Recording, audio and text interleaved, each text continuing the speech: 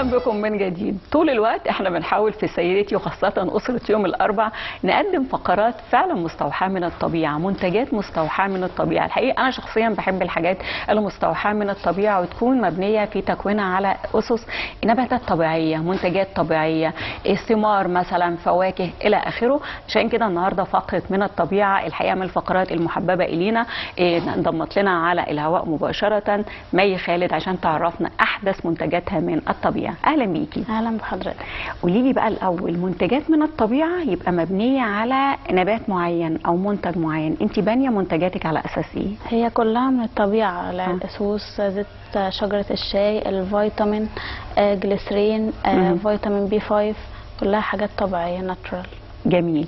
الفكره بدات ازاي؟ دايما احب اعرف البدايات.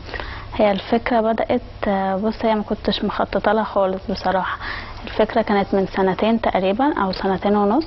ابتديت اعمل كريمات ليب جلوس كالية، يعني مش ان انا تعملك الشخص بالظبط. بس بعدين الموضوع ابتدى ينجح معايا، فابتديت اكبر واوسع المشروع وكده.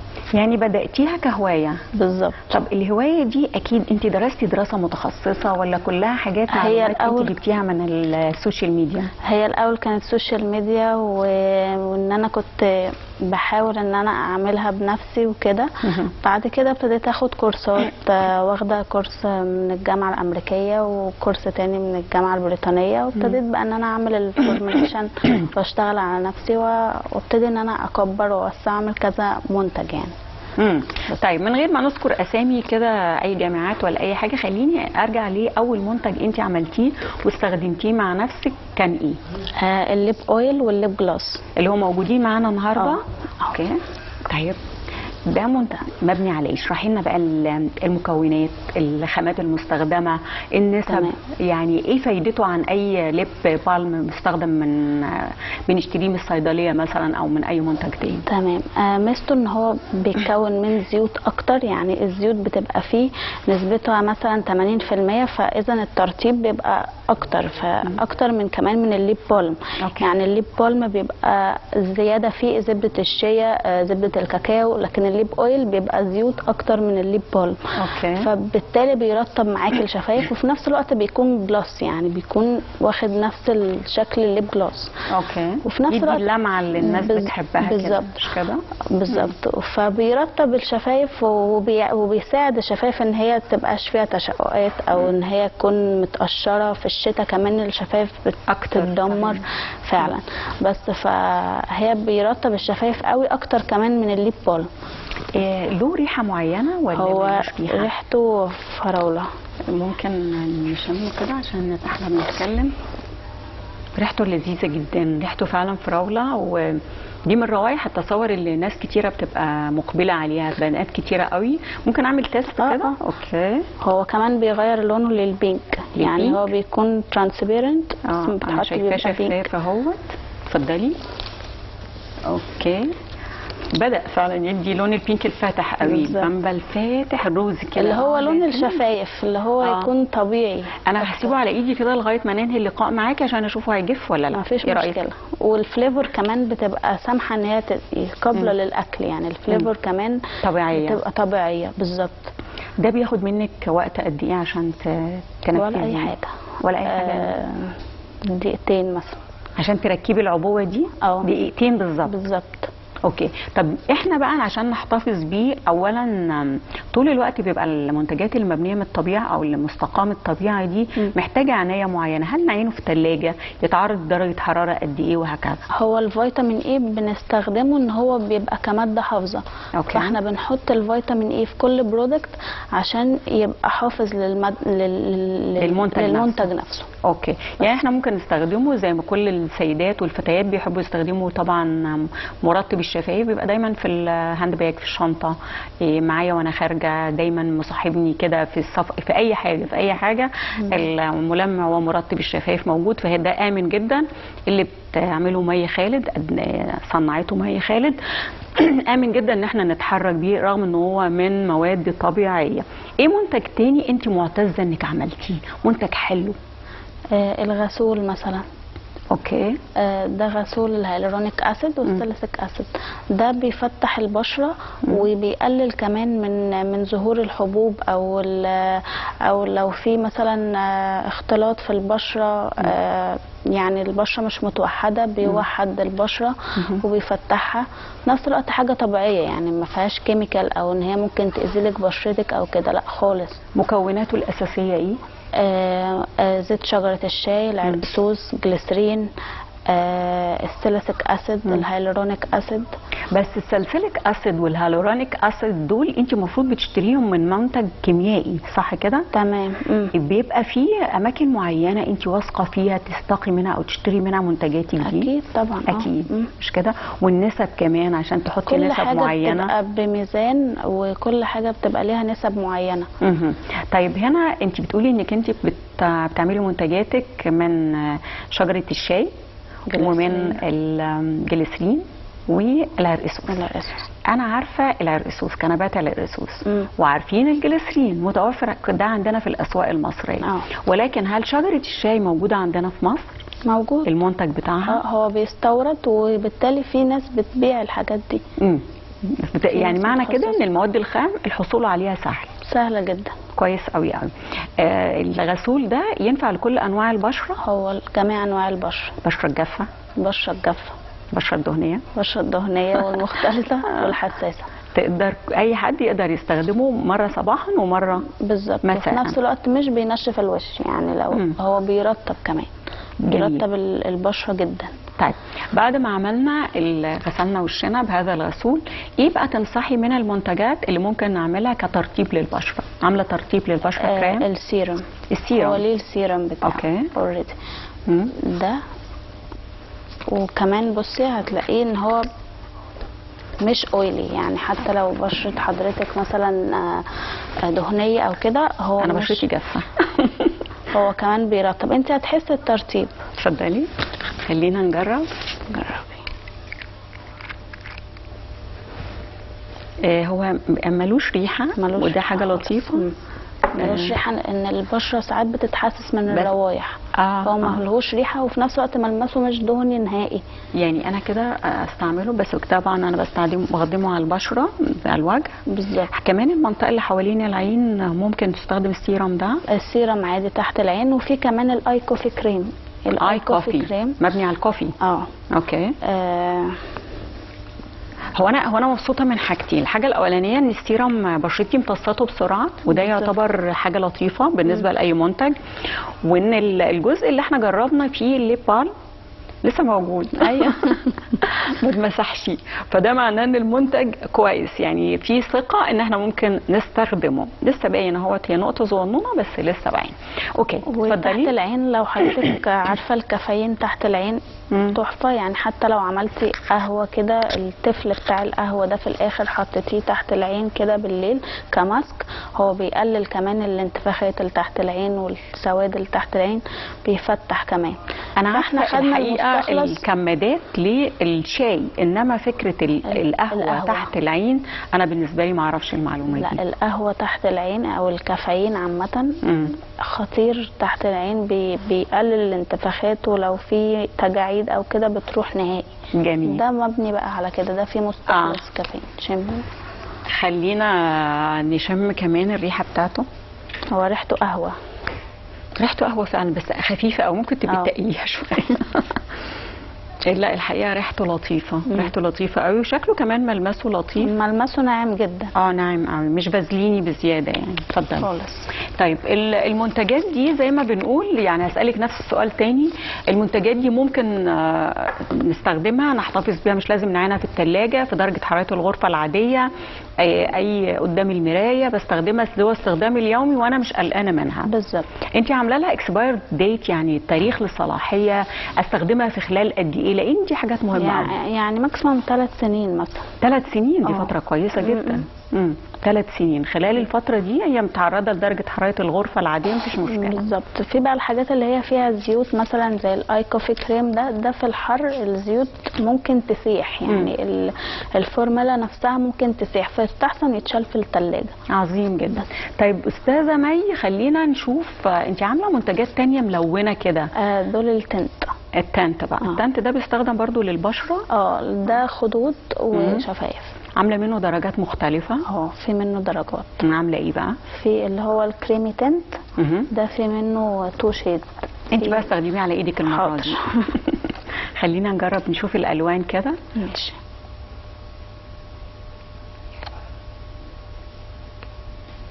ده درجه من درجات البينك شويه او الاحمرات. اهي في الدرجه دي درجه مشتركه كل الفتيات والسيدات بتبقى مجمعه عليها. بالظبط. وفي اللي هي البينك الفاتح دي تليق اكتر على البشره، الناس اللي بشرتها بيضه شويه. اوكي. وثابته ثابته جدا. كويس قوي. في بقى الووتر تنت، في ناس بتحب الووتر تنت وناس تحب الكريمي تنت، على حسب كل واحد بيحب. الووتر طبعا من اسمه معروف ان كده ان هو الاساس بتاعه نسبه الميه اكتر. بالظبط. صح. ده يناسب البشره الدهنيه اكتر، البشره اللي هي فيها نسبه افرازات دهون اكتر. بالظبط. مش كده؟ اوكي. النوع الثاني اللي هو الكريمي بيناسب البشره الجافه. البشره الجافه والبشره الحساسه. اوكي. ده يستحسن للبشره الدهنيه اللي هو الووتر تنت. الووتر. انما الكريمي الكريمي للبشره الجافه. طيب. لو قلنا ان عايزك في المنتجات الطبيعيه، ايه الفرق الجوهري اللي ما بين المنتجات الطبيعيه في الاستخدام على اللونج ران، يعني على المدى الطويل، على المدى البعيد، بيفرق في البشره ازاي، خاصه اذا استخدمته فتيات في سن صغير زيك، لو بدات انها معوده نفسها وبشرتها على منتجات طبيعيه، بيفرق ازاي؟ يعني ايه المردود بتاعه؟ بيفرق كتير طبعا عن المواد الثانيه اللي فيها كيميكال. يعني انا قبل ما افتح المشروع ده تقريبا كان عادي بحط ميك اب اي يعني ميك اب كله كيميكالز، مفيش حاجات طبيعيه. بشرتي اتدمرت ساعتها، طلع حبوب كتير، حصل سايد افكت كتير قوي بشرتك انت. انا بعد كده اما ابتديت انا اعمل الحاجات دي بنفسي واعملها، لا يعني فرقت بصراحه. لا بشرتك رائعه ما شاء الله عليكي. يعني انا شايفه فعلا لو النتيجه هتكون زي بشره مي فيلا كله يمشي في هذا الاطار وفي استخدام المنتجات المستقاه من الطبيعه. ايه تاني ممكن نقوله للي بيستخدم المنتجات الطبيعيه؟ يعني خلي بالك انك هتلاقي مردود ايه على بشرتك غير العلاج وغير الرعايه وكده. السعر مثلا انها مش مكلفه. لا هي مش مكلفه نهائي. مش كده؟ مش مكلفه خالص. بالعكس يعني الووتر تنت ده في ناس كتير قوي بتعمله في البيت لانه سهل جدا. ايه بقى ممكن يعملوه في البيت ازاي؟ هو كله برضو حاجات طبيعيه يعني ميه الورد مع اللي هو اللون الغذائي اللي هو اللون الاحمر او البينك، ده على حسب ما حد بيحدده. تمام. الفليفر برضو بيتجاب من اي مكان، حابه تعملوا ريحه فراوله، ريحه مانجو، اي ريحه. دي برضو بتتجاب وبيتخلطوا مع بعض مع جليسرين وبيبقى تنت. طب هي في يعني نسب معينه، مش عايزه اقول مقادير لان احنا برضو بنعمل في الاخر منتج كيميائي، بس من منتجات طبيعيه او من خامات طبيعيه. في نسب معينه. يستحسن تزود الجليسرين شويه، يستحسن هو بيبقى 20 جرام جليسرين مع جرام من البودر اللي هو الاحمر او البينك زي ما تحب. وبعد كده بتحط الفليفر اللي هي عايزاه، نقطه او نقطتين مش كتير لو هي هتعمل سامبل يعني لو هتعمل حاجه ليها. وبتخلط كل ده مع الجليسرين. بعد كده بتبتدي شويه بشويه بميه الماء الورد. ايوه. ميه الماء الورد بتتخلط بسرعه قوي مع الجليسرين. صحيح. بس وكده هي تحاول تحافظ على القوام اللي هي عايزاه. بالظبط. مش كده؟ والفيتامين اي طبعا في الاخر عشان بيعتبر كماده حافظه. الفيتامين اي بيتجاب من الصيدليه عادي؟ من الصيدليه. بتبقى اقراص؟ بتبقى اقراص. هي تعملها باودر كده وتطحنها؟ هي بتبقى اقراص زي الجليسرين كده. زيتيه. ان هي هي بتبقى زيتيه، بتتحط مع الجليسرين برضو نقطه نقطتين مش كتير. اقل كمان من الجرام. فبتحطها كان هي تحافظ بس على التنت نفسه. يعني كده يعني ما ادتنا كمان طريقه يعني بالاضافه لانها ادتنا يعني منتجات مستقاه من الطبيعه ومبنيه من الطبيعه، الا انها كمان ادتنا طريقه ان احنا نقدر نستعملها وننتجها بنفسنا في البيت. ايه تاني ممكن؟ هي اصبحت هوايه كمان، في بنات كتيره قوي عندهم القدره دي ان هم يدخلوا كده على السوشيال ميديا ويجيبوا المقادير والطريقه وينزلوا يشتروا الخامات ويعملوها. تنصحيهم بايه عشان يعملوا حاجات لاستعمالهم الشخصي؟ يجيبوا المنتجات الحلوه منين، اللي فيها فتره الصلاحيه، وهم بيختاروا الخامات، يختاروا المعايير ازاي؟ دي حاجات مهمه قوي. هو اول حاجه لو هي هتبتدي مشروع لازم اول حاجه يبقى عندها ميزان. ايوه. تاني حاجه تشتري من حد موثوق فيه، يعني أوكي. من شركه موثوق فيها، شركه اللي هي المنتجات اللي هي بتبيع الكيميكالز والحاجات دي. تبقى حاجه موثوق فيها طبعا، عشان البرودكت يبقى معاها كويس، يعني ما يأثرش عليها بالسوق بالسالب. طبعا طبعا. بس وفكره الحفاظ بقى على المنتجات، زي ما اتكلمنا من شويه، انت قلتي ان المنتجات امنه لمده 3 سنين. طب لو واحده عملت اي منتج من دول في بيتها لاستخدامها الشخصي، يعني مش عايزه تعمل مشروع، تحافظ عليه ازاي؟ ممكن مثلا لو في درجة حرارة معينة، مثلا لو درجة الحرارة حر شوية فيستحسن هي تشيله في التلاجة ويقعد شهر، مش اكتر من كده. شهر ونص بالكتير لو هي عملته بنفسها. لو هي عملته بنفسها. كويس قوي. طب مي، كنت عايزه اقول لك انه طول الوقت المنتجات الطبيعيه بقت الحقيقه منتشره دلوقتي في السنوات الاخيره، صح كده؟ موافقه معايا؟ معاك. طب احنا نحكم ازاي، احنا واحنا بنشتري نحكم ازاي على المنتج ان منتج مي مثلا مميز عن منتج حد تاني او واحده تانيه؟ انا بشتري مثلا في معرض من المعارض، قدامي منتجات كتيره وشكلها براق والباكنج بتاعها حلو، بس محتاره اختار على اي اساس؟ ايه اللي يفرق لي منتج عن منتج؟ مش عارفه. يعني انت نفسك لو بتشتري اكيد انت عارفه سر الصنعه، صح؟ فتبقي عارفه لا المنتج ده مقاديره مش مظبوطه، او النسب بتاعته مش مظبوطه، او المواد بتاعته مثلا صلاحيتها منتهيه مثلا. هي بصي، هي الفورميلا بتبان. يعني لما انا بروح مثلا اشتري او ادخل مكان فيه سكين كير او كده، الاول حاجه بجربها، يعني بجربها على ايدي، بشوف الفورميلا بتاعتها كويسه، ريحتها اهم حاجه، في ريحه زرنخه او حاجه بايظه او كده، فده لا. فالحاجه بتبان بسرعه، يعني الفورميلا بتبان بسرعه. لو هي حاجه مش لطيفه فهتبان لك على طول، لو انت كمان عندك خبره في المجال ده هتعرفي على طول. اوكي، اذا ان احنا بنحاول نستخدم الحواس بتاعتنا في ان احنا نكتشف المنتج اللي قدامنا حتى لو من الطبيعه الى اي مدى هو منتج جيد. ده مهم قوي قوي، لان احيانا بنقع في شرك ان احنا نشتري حاجه وناخدها تقعد عندنا اسبوع ولا حاجه نلاقي ريحتها اتغيرت. يعني الحقيقه بنقع في الاخطاء دي بنسبه كبيره. يعني عشان كده اول ما ندخل اي مكان او كده لازم بيكون في تيستر من اي برودكت، يعني ايوه لازم تتست الاول، تجربيه. كويس قوي. طب مي، الناس عرفت منتجاتك دي ازاي؟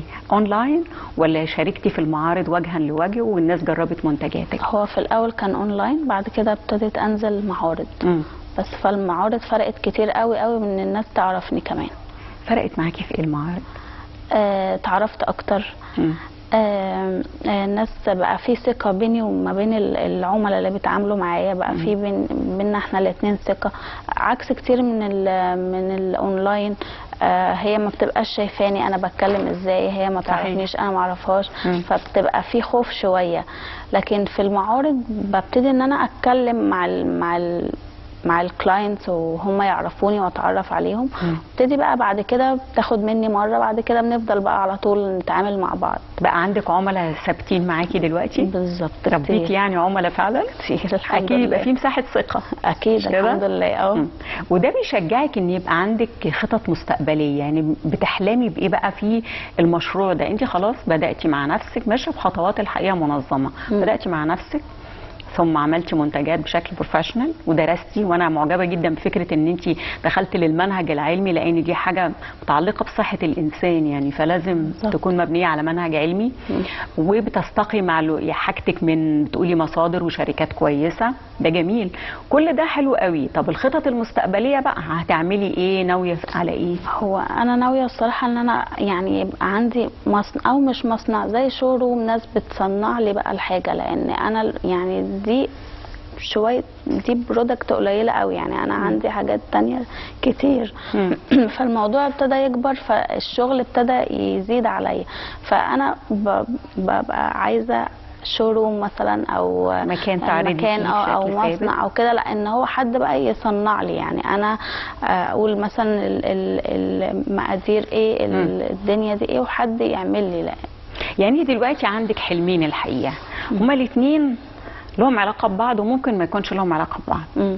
الاول ان انت بتقولي ممكن يبقى عندك مصنع ده يعني انت اللي هتصنعي، يعني انت هتبقي الاستاذه بتاعتهم، بتديهم الفورمولا او بتديهم الانجريدينتس والمقادير وكل حاجه، وبعدين عندك فريق عمل، صح كده؟ بالظبط. الشوروم بقى ده مكان تعرضي فيه مباشره مع الناس، يبقى مكان محل صغير، جاليري، مكان بقى بتبيعي فيه، بتعرضي فيه منتجاتك وانتاجك. انت بتحلمي بانهو اكتر؟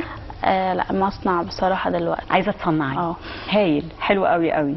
يعني طبعا بنتمنى لك التوفيق مي خالد، مشروع منتجاتك متميزه وشكلها حقيقيه، والتجربه نفسها تستحق انها تكمل ان شاء الله. ربنا يوفقك وتكوني معانا بقى في لقاء تاني، ونكون بنبارك لك على مصنع صغير كده تبداي بيه حياتك العمليه باذن الله. شكرا جزيلا مي خالد، يعني مصممه منتجات من الطبيعه، كنت معانا النهارده في سيدتي يوم الاربعاء. شكرا يا مي.